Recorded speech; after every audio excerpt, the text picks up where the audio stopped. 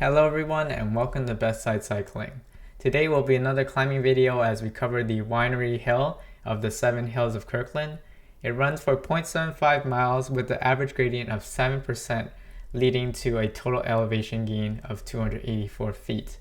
Even with that average gradient of 7%, this hill is really bottom weighted. So you'll soon see as we really have the gradient ramps up to those mid-teen levels, it really hits you hard and hits you fast. So I'm definitely going to be giving it my all here as we see the gradients level quickly climb here to 15 and 16 and 17%.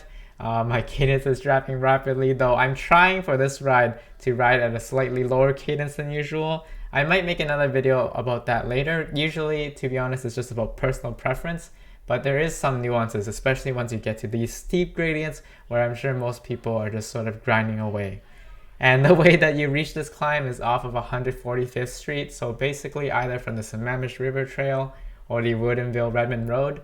Then you just go on to Northeast 138th Way up to here, and you're sort of well on your way as I'm still in this first big ramp up period and trying to finish it off. And I can see things starting to get a lot more shallow now. And as always, if you enjoyed this video, please roll over the like button and subscribe and ring that bell icon for videos like this on hard climbs or just any Seattle cycling content, infrastructure, and new routes.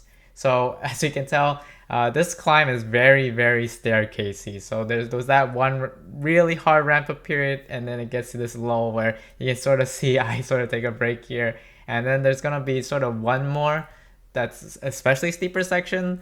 But yeah, the worst is behind us, but there's still more to come in the sort of lower teen gradients.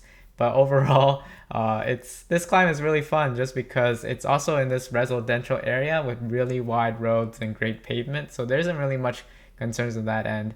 It's one that you can really try to give it your all in. And then once you get to the top, there's really fantastic views of the area. So this is sort of one of my favorite climbs out of the 7 Hills of Kirkland. So talking more about that, that I think started as an annual charity ride, and it is traditionally the 40-mile route that sort of finds all the hills around the Kirkland areas and goes up. And this is in the official route would be the 6th hill that you would do, the second last one, and it certainly is the steepest one. So a lot of those other hills, they might be a little bit longer, but not, a lot of them aren't as steep as this one. And then for this hill, yeah, I mean, if you compare it to sort of the Cougar Mountain hills, this one might look sort of easier, but it's still, you can see here we're getting into those good teen gradients. So this is definitely worth a good challenge for everyone that hasn't done it before or wants to find more hills to climb. I'd encourage you to seek this one out and try it. So we finished the second ramp up period, and it's definitely gotten a lot more chill. If this was going for a real hard PR attempt, you really need to make use of these plateaus. Definitely will suit different types of riders better, but yeah, it's sort of a hard hard change sometimes when you're going through this.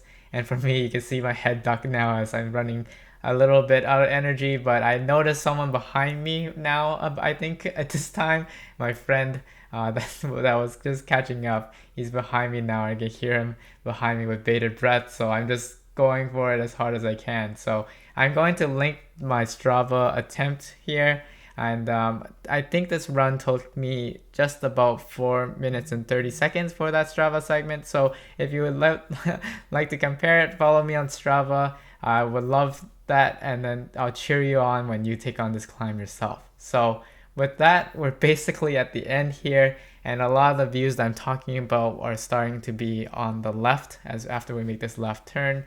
Just the views of the whole east side, and as I said, this is near the winery area, so it's pretty awesome. So you can finish this climb, and then there's an easy way to descend back down to all the tap rooms for a nice finish if that's what you're looking for. But for me, I'll be continuing on forward. And yeah, thank you all so much for checking out this climb video.